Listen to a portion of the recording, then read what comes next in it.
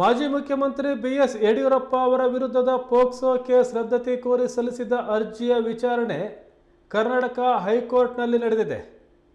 ಈ ಸಂದರ್ಭದಲ್ಲಿ ಕರ್ನಾಟಕ ಹೈಕೋರ್ಟ್ ಪೀಠ ಆದೇಶವನ್ನು ಕಾಯ್ದಿರಿಸಿದೆ. ಯಡಿಯೂರಪ್ಪ ಅವರ ಪರ ಹಿರಿಯ ವಕೀಲ ಸಿ.ವಿ. ನಾಗೇಶ್ ವಾದ ಮಂಡನೆ ಮಾಡಿದ್ದಾರೆ. ಹೈಕೋರ್ಟ್ ನ್ಯಾಯಮೂರ್ತಿ ಎಂ.ಐ. ಅರುಣ್ ಅವರಿದ್ದ ಪೀಠ ವಿಚಾರಣೆ ನಡೆಸಿ ಆದೇಶವನ್ನು ಕಾಯ್ದಿರಿಸಿದೆ. ಯಡಿಯೂರಪ್ಪ ಅವರು ಅಪ್ರಾಪ್ತ ಬಾಲಕಿಯ ಮೇಲೆ ಲೈಂಗಿಕ ದೌರ್ಜನ್ಯ ಎಸಗಿದ್ದಾರೆ ಅನ್ನೋ ಆರೋಪ 2024ರ ಮಾರ್ಚ್ನಲ್ಲಿ ಕೇಳಿಬಂದಿತ್ತು. ಸಂತ್ರಸ್ತೆಯ ತಾಯಿ ಆರೋಪ ಮಾಡಿದ್ರು.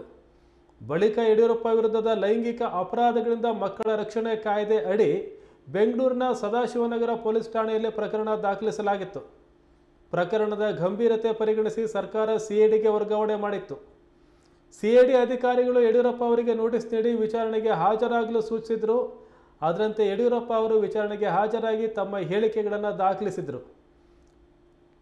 ಈ ನಡುವೆ ಪ್ರಕರಣದ ರದ್ದು ಮಾಡುವಂತೆ ಹಾಗೂ ನಿರೀಕ್ಷಣಾ ಜಾಮೀನು ಮಂಜೂರು ಮಾಡುವಂತೆ ಕೋರಿ ಯಡಿಯೂರಪ್ಪ ಅವರು ಹೈಕೋರ್ಟ್ಗೆ 2 ಪ್ರತ್ಯೇಕ ಅರ್ಜಿಗಳನ್ನು ಸಲ್ಲಿಸಿದರು.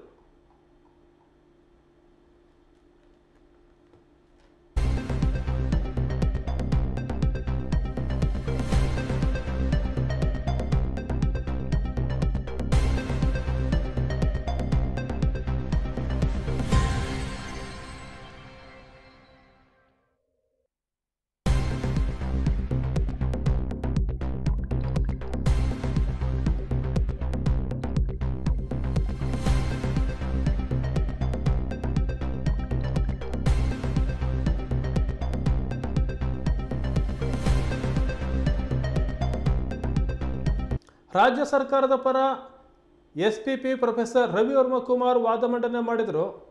ಕೊಠಡಿಯಲ್ಲಿ ಲಾಕ್ ಮಾಡಿಕೊಂಡಿದ್ದ ಸಂತ್ರಸ್ತೆ ಹೇಳಿಕೆಯೇ ಮುಖ್ಯ. ಯಡಿಯೂರಪ್ಪ ಅವರ ಸೂಚನೆ ಮೇರೆಗೆ ಮೊಬೈಲ್ನಲ್ಲಿದ್ದ ವಿಡಿಯೋ ಡಿಲೀಟ್ ಮಾಡಲಾಗಿದೆ. ಮೊಬೈಲ್ ರೆಕಾರ್ಡಿಂಗ್ನಲ್ಲಿರುವುದು ಯಡಿಯೂರಪ್ಪ ಅವರ ಧ್ವನಿ ಅಂತ FSL ವರದಿ ಇದೆ. ಫಿರ್ಯಾದಿ ಮಹಿಳೆಗೆ ಬ್ಯಾಗ್ನಲ್ಲಿ 2 ಲಕ್ಷ ರೂಪಾಯಿ ಹಣ ನೀಡಲಾಗಿದೆ. ನಡೆದ ಘಟನೆಯನ್ನು ಬಾಲಕಿಯೇ ವಿವರಿಸಿದ್ದಾಳೆ ಅಂತ ಹೇಳಿದರು. ವಾದ ಪ್ರತಿವಾದ ಆಲಿಸಿದ ನ್ಯಾಯಪೀಠ ಅಂತಿಮವಾಗಿ ಆದೇಶವನ್ನು ಕಾಯ್ದಿರಿಸಿದೆ. ಇನ್ನು ಯಡಿಯೂರಪ್ಪ ಪರ ವಕೀಲರು ಈ ಹಿಂದೆ ಕೆಲವು ಅಂಶಗಳನ್ನು ಮುಂದಿಟ್ಟು ನ್ಯಾಯಾಲಯದಲ್ಲಿ ವಾದ ಮಾಡಿದರು. ಈ ಹಿಂದೆ ಹೊಸದಾಗಿ ಪ್ರಕರಣವನ್ನು ಪರಿಗಣಿಸಲು ಹೈಕೋರ್ಟ್ ಸೂಚಿಸಿತ್ತು. ತನಿಖೆ ಎಲ್ಲ ಅಂಶಗಳನ್ನು ಪರಿಶೀಲಿಸಿ ಕಾಗ್ನಿಜೆನ್ಸ್ ಪಡೆಯಬೇಕಾಗಿತ್ತು. ಆದರೆ ಸಂತ್ರಸ್ತೆಯ ಹೇಳಿಕೆ ಬಿಟ್ಟು ಉಳಿದ ಸಾಕ್ಷಿಗಳನ್ನು ಕೋರ್ಟ್ ಪರಿಗಣಿಸಿಲ್ಲ. ಯಡಿಯೂರಪ್ಪ ಅವರ ಮನೆಯಲ್ಲಿದ್ದ ಸಾಕ್ಷಿಗಳ ಹೇಳಿಕೆಗಳನ್ನು ಪರಿಗಣಿಸಿಲ್ಲ. ಆಡಿಯೋ ರೆಕಾರ್ಡಿಂಗನ್ನು ನ್ಯಾಯಾಲಯ ಪರಿಗಣಿಸಿಲ್ಲ. ಹೊಸದಾಗಿ ಕಾಗ್ನಿಜೆನ್ಸ್ ಪಡೆದಿರುವ ಆದೇಶ ಸರಿಯಿಲ್ಲ ಅಂತ ಯಡಿಯೂರಪ್ಪ ಅವರ ಪರ ಹಿರಿಯ ವಕೀಲ ಸಿ.ವಿ. ನಾಗೇಶ್ ವಾದ ಮಂಡಿಸಿದರು.